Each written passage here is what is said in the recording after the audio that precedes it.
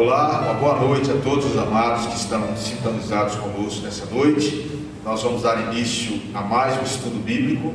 Estamos aí avançando um pouco mais na nossa meditação na carta aos Gálatas. E nós vamos hoje fazer uma reflexão aí na sequência do capítulo 5, os versos 13 até o 15. Provavelmente na sua Bíblia, antes desse parágrafo, desses 3 versículos, deve estar escrito aí: a liberdade é limitada pelo amor. Vamos falar um pouco hoje sobre essa relação entre a liberdade cristã e esse amor que Paulo está falando aqui.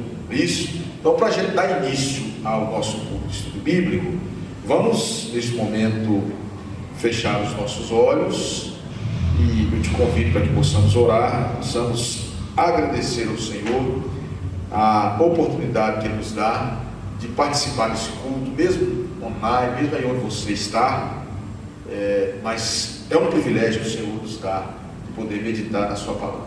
Então feche os seus olhos, nós vamos orar, depois nós vamos fazer a leitura dos 3 versículos do capítulo 5, e nós vamos então meditar um pouco nesses versículos, aí a mensagem do Senhor já preparou para o meu coração e para o seu coração, certo? Então oremos.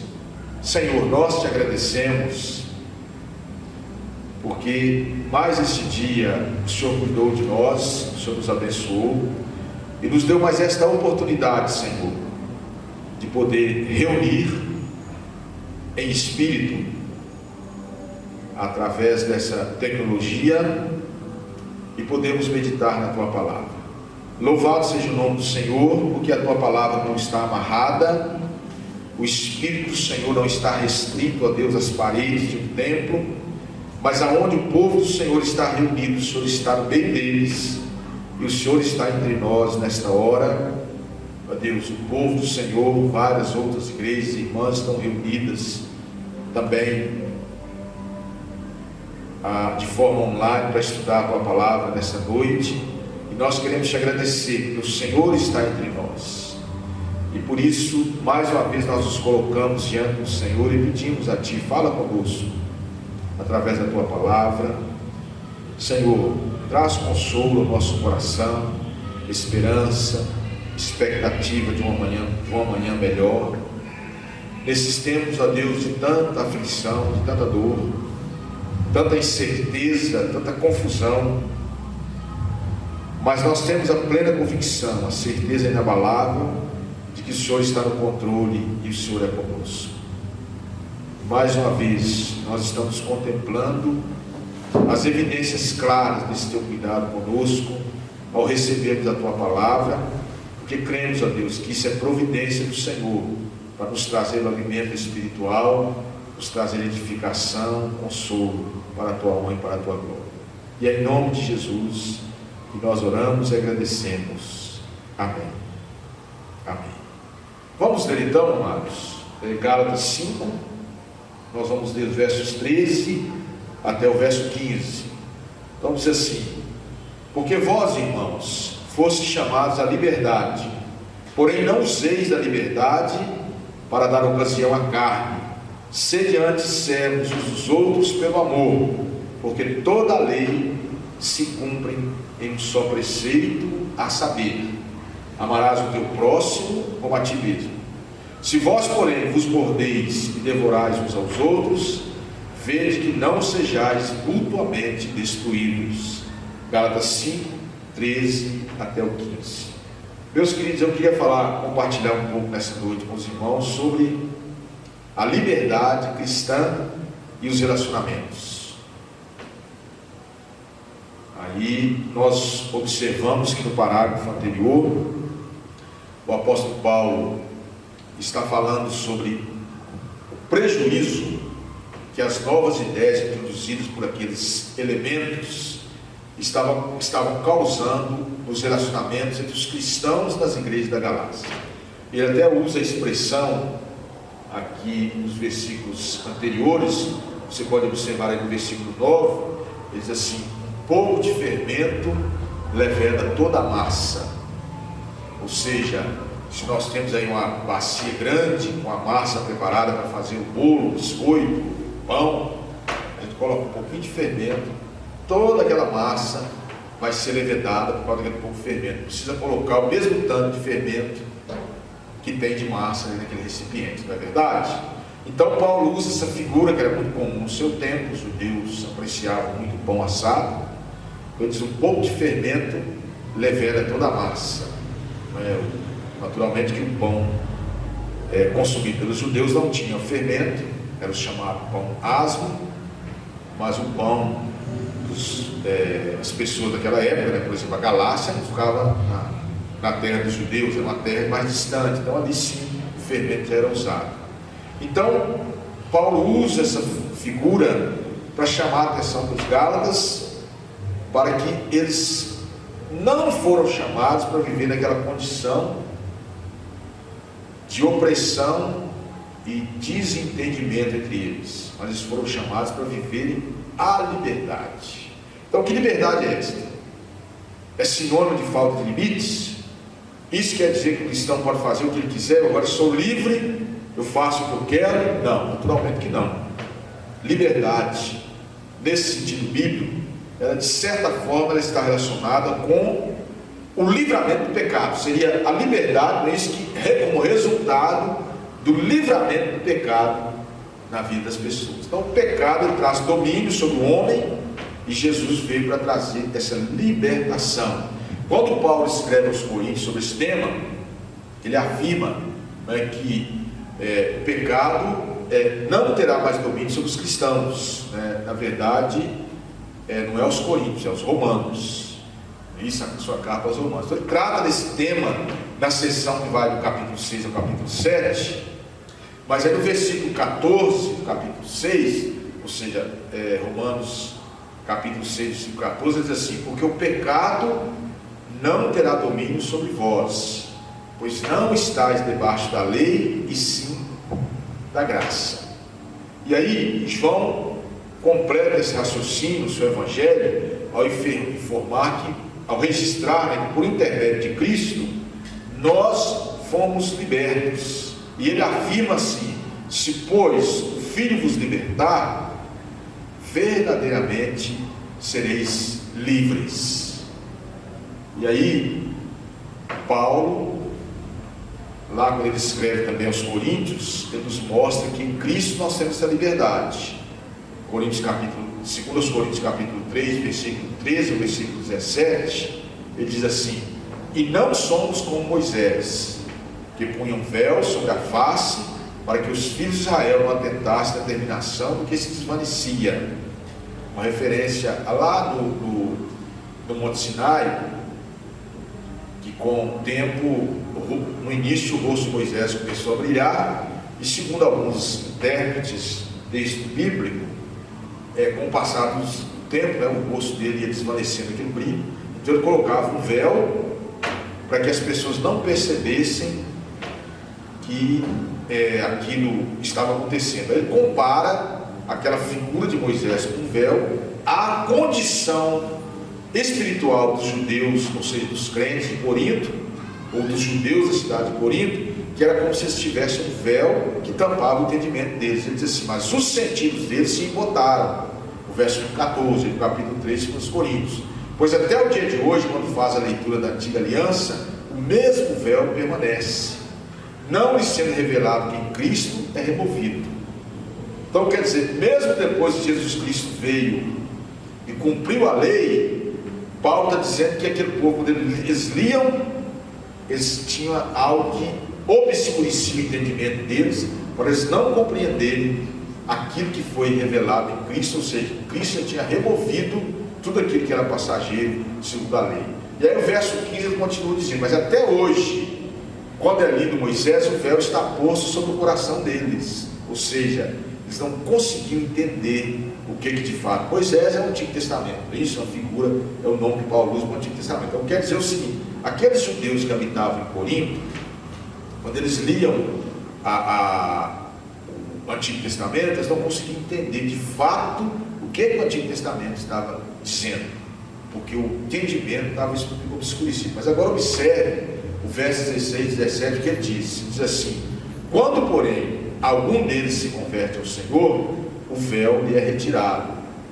E aí o 17 diz assim: porque o Espírito o Senhor é o Espírito, e onde está o Espírito do Senhor, aí há liberdade.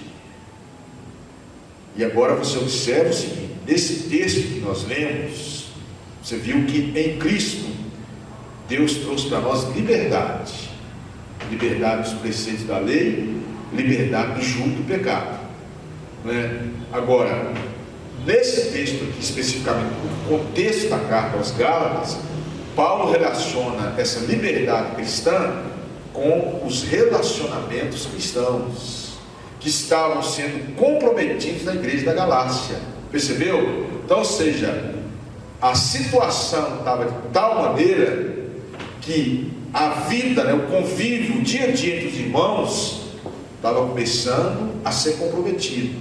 Esse é um perigo que todos nós corremos como igreja do Senhor. E aqui então nós vemos que nesse texto ele relaciona, ele vai mostrar dois aspectos daquilo que estava acontecendo com relação à liberdade cristã e os relacionamentos daqueles cristãos da Galácia. Como que a conduta, né, isso, a qualidade de vida deles como cristãos estava ficando comprometida por causa daquelas coisas que estavam acontecendo, ou seja, das novas ideias que estavam sendo introduzidas na igreja. Então, primeiro, nós vemos aqui Paulo falar sobre o serviço cristão. Observe só, ele diz assim: porque vós, irmãos, foste chamados à liberdade, porém não useis da liberdade para dar ocasião à carne, sede antes servos uns dos outros pelo amor.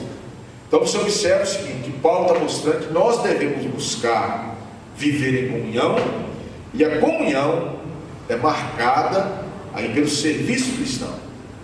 Os Gálatas estavam esquecendo suas obrigações cristãs, deixando de servir ao próximo ao viverem contendas entre eles. Então Paulo diz assim: olha, não use a liberdade para dar ocasião à carne, não é? Porque a contenda é o desejo da carne, da natureza humana. O homem, por natureza humana, ele tem a tendência de contender, de criar confusão com o outro. Por isso que às vezes nós vivemos uma sociedade tão conflituosa, porque quanto mais as pessoas vão afastando de Deus, você sabe que nós vivemos dias, na verdade a humanidade sempre foi caracterizada por esse distanciamento do Senhor, e aí cada período da humanidade é caracterizado por determinados valores, por determinados princípios. Então houve um tempo que era o misticismo, um tempo que era a religiosidade extremada, né? Um tempo, e aí nós vemos que hoje, já desde alguns anos, é a razão, isso, é o racionalismo é que tem prevalecido. Então as pessoas são muito racionais e não conseguem compreender os desígnios de Deus na sua vida. E essa natureza racional, natural, leva o homem a procurar satisfazer muito mais a sua natureza, seja os desejos da natureza humana, do que seguir a Deus. Então essa condição espiritual, assim, muito fundamentada na razão, alguns têm observado que ela não deixa lugar para Deus no coração do homem, na mente do homem. Ou seja, o homem no seu estado natural, na sua razão, ele entende que não precisa de Deus. E você observa que é verdade hoje, as pessoas não querem compromisso com Deus. Às vezes as pessoas até vão à igreja, mas elas não têm esse compromisso fiel com Deus. Isso, aqueles nominais, muitos estão nessa situação. E as verdades, os princípios filosóficos hoje não tem muito lugar para o divino, mas a razão, o ser humano. Isso leva então o homem a dar uma ênfase muito grande nos seus desejos humanos. Aquela questão do antropocentrismo, ou seja, o homem no centro ao invés de ser Deus no centro. Então o que importa é eu satisfazer os meus desejos, a minha razão, aquilo que eu acho que é certo. E aí a carne então acaba prevalecendo. É o que estava acontecendo na igreja dos Gálatas, né? A liberdade que eles tinham como cristãos, ou seja, agora eles eram crentes, estavam libertos do jugo do pecado, da lei de Moisés, e agora o que eles estavam fazendo? Dando vazão, como ele diz aqui, não é isso? Dando ocasião aos desejos da carne, para buscar aquelas contendas que era comum, não é isso? A questão das ideias próprias. E aí nós vemos que isso era comum por causa daquilo que aqueles elementos haviam introduzido na igreja. Até então, a igreja caminhava em paz. Mas aí, quando começaram a surgir ideias divergentes, o povo começou a dar valor, dar vazão, dar ocasião à sua própria razão, à sua própria natureza, e não voltar para as coisas de Deus como era antes. Então a discordância faz muito mal para a igreja. Discordância carnal, natural, isso. Você observa que muitas pessoas que estão sempre contra, né? Então eu me lembro que há um tempo atrás tinha um programa infantil e ele tinha um personagem que o nome dele era do contra. E aí existem pessoas que eram contra tudo. Então tem gente que é contra tudo na igreja. Essas pessoas, aí esse espírito de contradição, de oposição, acaba de uma obsessão na vida deles. Então a discordância, a crítica passa a fazer parte da vida deles como algo natural, como algo normal, eles não percebem. Até o seu gesto de boa intenção provoca confusão. Já observou que tem gente assim? Ele quer fazer uma coisa, ele está querendo fazer uma coisa na igreja, ele começa a mexer e provoca confusão.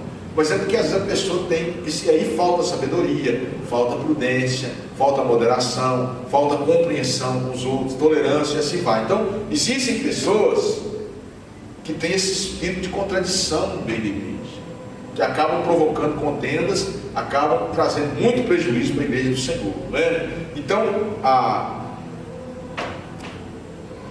quando a gente coloca em prática a liberdade cristã, até a discordância torna algo edificante, porque existe uma maneira correta e certa de discordar, de criticar. E qual que é essa maneira? É caminhar junto. Se eu ando junto com a comunidade que eu vivo, se eu participo daquilo que a comunidade faz, eu tenho liberdade, tenho autoridade para poder ser contra algumas coisas tão erradas. Mas às vezes as pessoas se levantam, não percebem nem aquilo que estão criticando, que às vezes não tem nada de errado, né? Então, geralmente, as que provocam esse tipo de confusão são pessoas que nunca caminham junto, né? Porque elas têm que ficar de longe para enxergar os erros, não fazer nada para criticar. Eu sempre gosto de citar, irmãos, para ilustrar um dos exemplos mais claros. Até Jesus enfrentou isso. Um dos exemplos mais assim, marcantes, pelo menos para mim nas Escrituras, é quando Jesus curou aquele paralítico lá no tanque de Betesda. Era um problema social grave em Jerusalém. Os paralíticos ficavam ali. E você imagina como é que era aquele local. Segundo a tradição, um anjo aparecia ali, a água se movia e quem pulasse primeiro era curado. O moço tentava, mas ele, como ele era paralítico, ele não tinha mobilidade, rapidez. Alguém chegava primeiro, ele sempre ficava atrás. Aí Jesus chega e pergunta àquele homem, conversa com aquele homem e cura a enfermidade dele. Ele ficou tão bom que ele saiu carregando o leito. Então ele não saiu arrastando, ele ficou bom, deve ter saído pulando de alegria. E aí o que os fariseus veem? Já observou? Eles veem que Jesus curou no sábado. Então, às vezes, quando nós estamos com essa prática aqui, como Paulo está dizendo, não use a liberdade cristã, ou seja, não use a graça de vocês para dar liberdade à carne. E às vezes, quando nós estamos nessa situação, a gente só enxerga isso, você não consegue enxergar nada certo. E o que acontece é que as pessoas desse tipo é um perigo, irmãos. Porque vão começando a enxergar só coisa errada, e de repente elas começam a enxergar coisa errada do próprio Deus. Existem pessoas assim. Tem gente que não, a Bíblia está tudo errado, Deus é injusto, Deus é cruel, Deus não é amor, não quer saber de Deus, e assim por diante. Então, há pessoas assim, que Paulo está dizendo que não deve dar liberdade, nem ocasião à carne, para poder agir dessa forma, mas ele diz que nós devemos antes ser servos dos outros pelo amor, e o serviço é que vai fazer a diferença por mim e por você. Em segundo lugar, amados, nós vemos aqui dessa relação entre a liberdade cristã e os nossos relacionamentos, é que Paulo fala do grande mandamento. Então, ou seja, nós vimos anteriormente aí que ele falou sobre a gente não dar ocasião à carne, mas antes servir uns aos outros pelo amor, ou seja, o que vai nos mover a servir uns aos outros é o amor. E esse é o grande mandamento que Paulo diz aqui, porque toda a lei se cumpre em só preceito a saber, amarás o teu próximo como a ti mesmo. Você sabe que, nós sabemos que Jesus, quando falou sobre isso, que Paulo está dizendo aqui nesse versículo que nós lemos aqui, 14, sobre o grande mandamento. E Jesus falou um pouco mais. Lá no Evangelho segundo Marcos, Jesus diz Marcos que um dos escribas chegou, e aí ele perguntou a Jesus. Mateus também vai dizer isso, Lucas disse, qual o principal de todos os mandamentos? Aí Jesus respondeu, o principal é: ouve, a Israel, o Senhor nosso Deus é o único Senhor. Ele diz, amarás o Senhor teu Deus de todo o teu coração, de toda a tua alma, de todo o teu entendimento, de toda a tua força. O segundo é, amarás o teu próximo a ti mesmo. Não há outro mandamento maior do que estes. Aí Paulo usou essa segunda parte dessa palavra de Jesus, quando ele diz, amarás o teu próximo como a ti mesmo. Paulo confirmando essa palavra de Jesus. Então aí nós vemos que a razão de nós servirmos uns aos outros e não queremos que a nossa vontade seja feita, ou seja, não queremos ser servidos, porque servir não é só você fazer alguma coisa das pessoas. Quando eu quero que a minha vontade prevaleça, que o ponto de vista prevaleça, eu estou querendo ser servido também. É nesse sentido que Paulo está dizendo. Então aí quando nós procuramos viver a liberdade cristã nos moldes estabelecidos por Deus, nós vamos servir uns aos outros. Então Paulo está mostrando que a maneira da gente praticar esse grande mandamento é servir um ao outro. Por quê? Por que é que nós temos que servir um ao outro, não exigir que o outro sirva? Ele diz, pelo amor. Por quê? Porque o grande mandamento do Senhor é esse, que eu devo amar o meu próximo como a mim mesmo. E aí, ele fazendo um relacionamento desse grande mandamento e os nossos relacionamentos, ou seja, os nossos relacionamentos devem ser regidos pelo amor. E aí, que amor é esse? Quando ele faz essa ênfase sobre essa questão de como nós devemos relacionar com o nosso próximo, ou seja, servindo. Aí, se nós procurarmos servir uns aos outros, nós vamos montar um círculo vicioso, onde é marcado pelo altruísmo. Isso, o círculo vai rodar sempre e o altruísmo vai caracterizar, ou seja, cada um preocupando com o outro, diferente do egoísmo. O egoísmo, nós montamos um círculo onde cada um reivindica para si, cada um vai querer sugar do outro. Agora, quando nós temos essa atitude cristã que caracteriza a verdadeira liberdade cristã, nós vamos servir uns aos outros aí pelo amor. E aí, quando a gente fala sobre o amor, nós temos que lembrar, o amor é uma das virtudes, das poucas virtudes que a Bíblia descreve, define o que é. Então, quando eu pergunto assim, o que é fé? A Bíblia define o que é fé. Quando eu pergunto o que é misericórdia, não tem uma definição. Misericórdia uma definição clara e longa. Aí quando eu pergunto o que é amor, aí a Bíblia traz uma definição do que é amor. 1 Coríntios, o capítulo 1, ou aliás, o capítulo 13, do versículo 1 até a parte A do versículo 8. Então Paulo começa falando sobre a vida sem o amor, diz assim, se ainda que eu fale a língua dos homens, dos anjos, se não tiver amor, serei como bronze que soa ou com um símbolo que retine, frio, gelado. Bronze, chumbo, não é isso? O símbolo é o sino de chumbo, esse material é gelado, aquela coisa sem vida. Ele diz, ainda que eu tenha o dom de profetizar e conheça todos os mistérios e toda a ciência, ainda que eu tenha a tamanha fé, a ponto de transportar montes, se não tiver amor, nada serei. E ainda que eu distribua todos os meus bens entre os pobres, e ainda que entregue meu próprio corpo para ser queimado, se não tiver amor, nada disso me aproveitará. Aí agora o interessante, amados, é que a partir do versículo 4 ele faz uma descrição do que é o amor.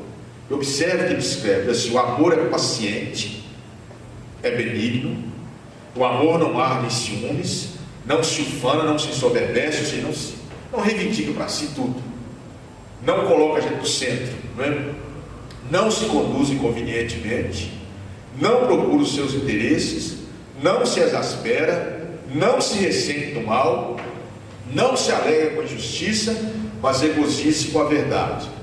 Tudo sofre, tudo crê, tudo espera, tudo suporta. O amor jamais acaba. Você observou que Paulo faz uma definição detalhada do que é o amor? Isso é que é o amor, quando a Bíblia fala sobre essa virtude nós devemos ter, é a palavra ágape. Na verdade, a palavra grega é agape.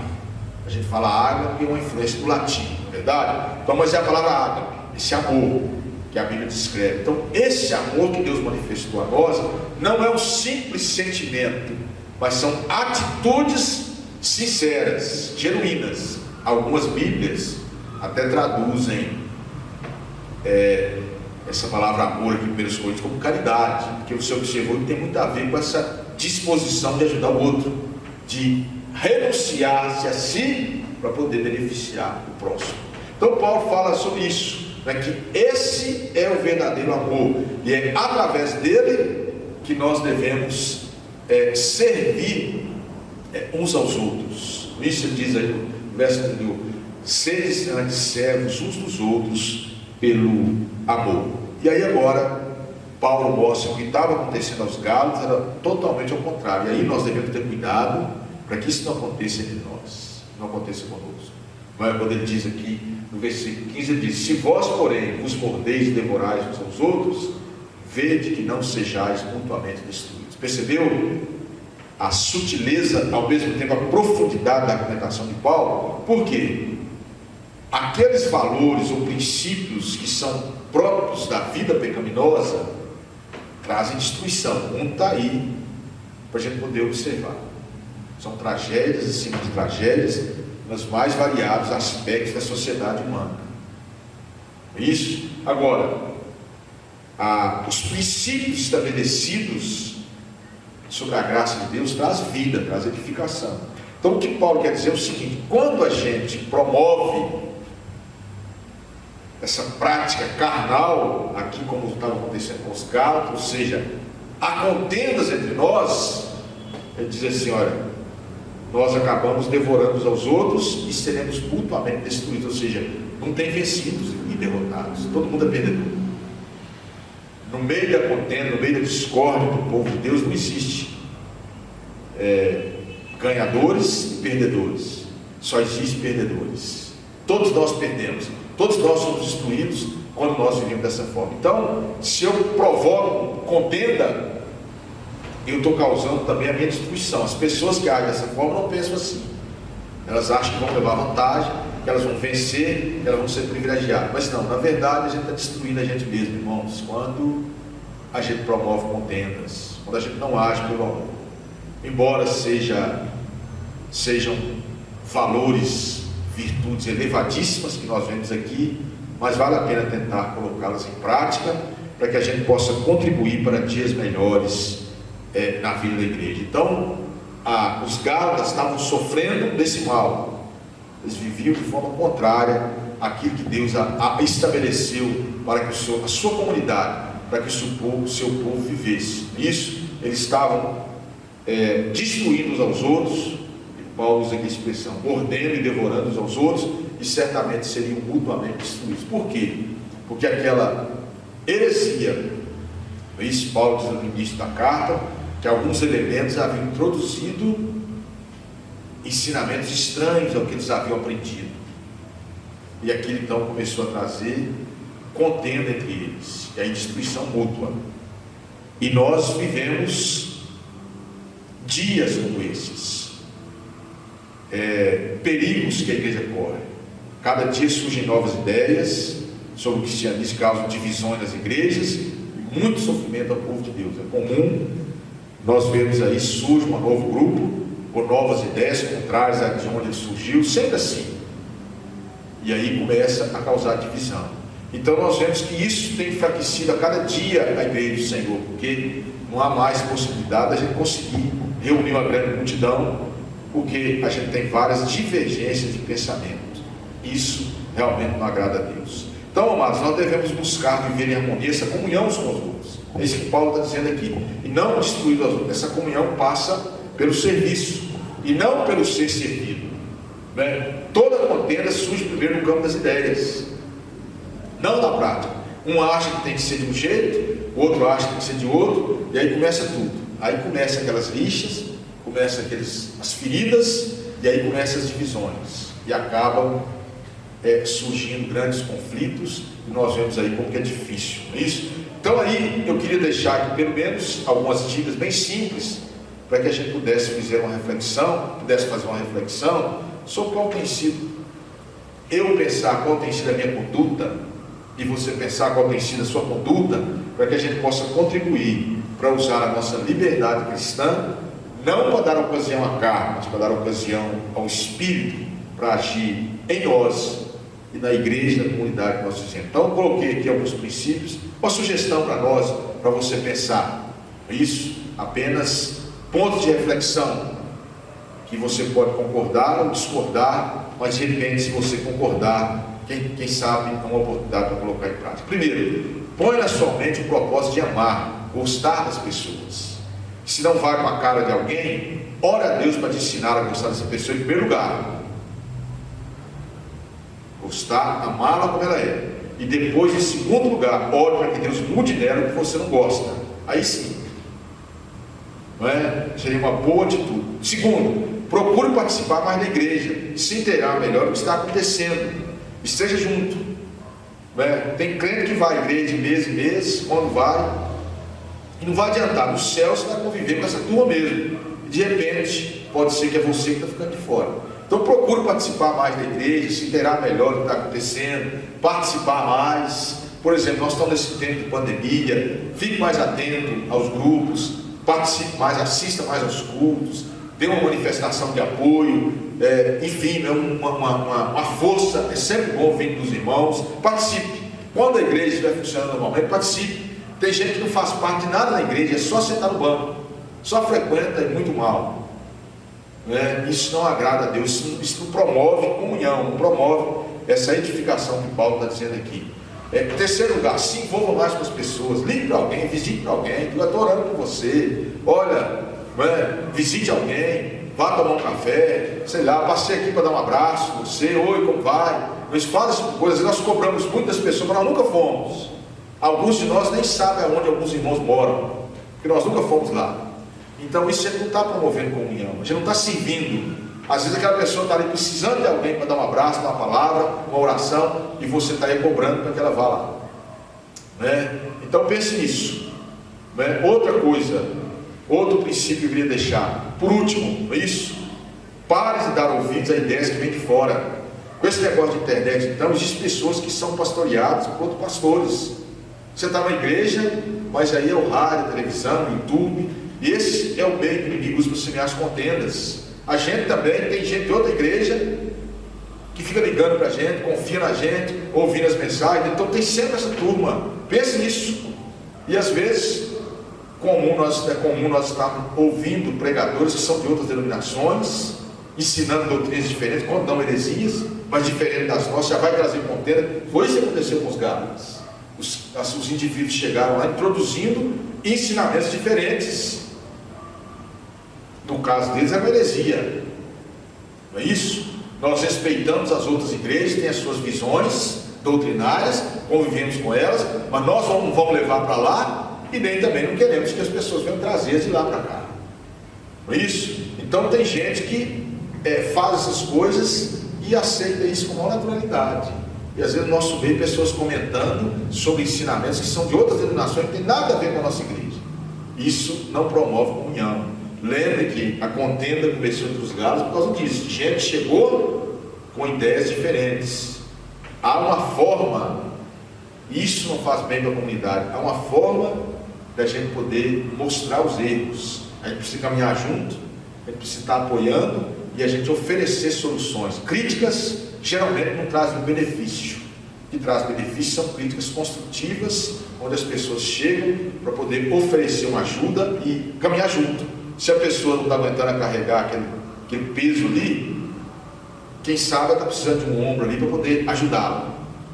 Ela não está fazendo bem feito, não está dando conta. Aí eu tenho que chegar e oferecer o meu ombro, minha ajuda, para que ela possa melhorar, a gente caminhar junto. Certo? Então pense nisso. Às vezes nós julgamos a culpa dos outros, mas nós temos que começar a olhar para nós mesmo. O que eu estou fazendo para que a minha igreja, para que o meu povo possa viver essa comunhão, caracterizada pelo amor e não pelo egoísmo ou por outros sentimentos. Então use a sua liberdade cristã, não para dar lugar aos desejos da carne, ou seja, para aquilo que você quer, para que você acha que é o certo. Existem pessoas que empurram na igreja porque o treino está de acordo com a vontade delas. Já viu? Não pode mexer no banco, não pode pintar de uma cor, não pode mudar uma porta da igreja, não pode fazer isso, não pode fazer aquilo, que a pessoa fica com raiva porque não está de acordo com aquilo que ela acha que está certo ou errado.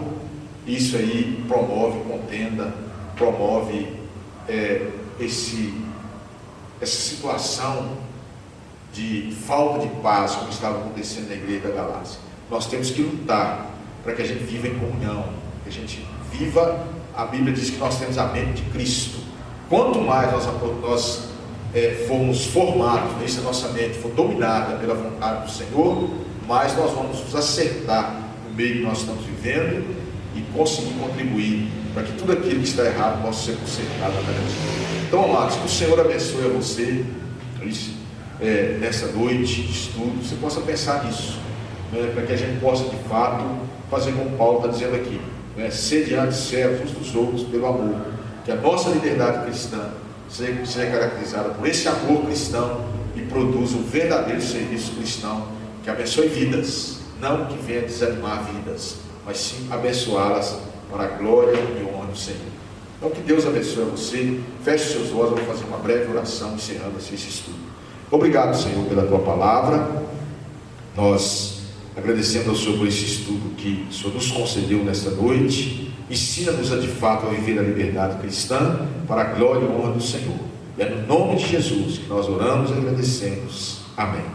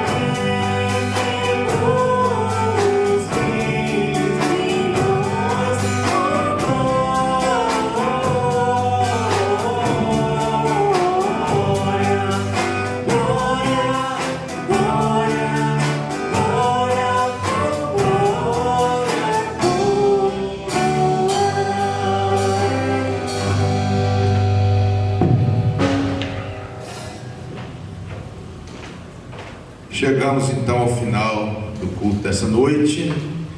A nossa oração que verdadeiramente você possa ter experimentado isso, a visitação do Senhor, durante o estudo, que Ele tenha falado poderosamente ao seu coração. Vamos orar, e com essa oração assim nós encerramos este culto.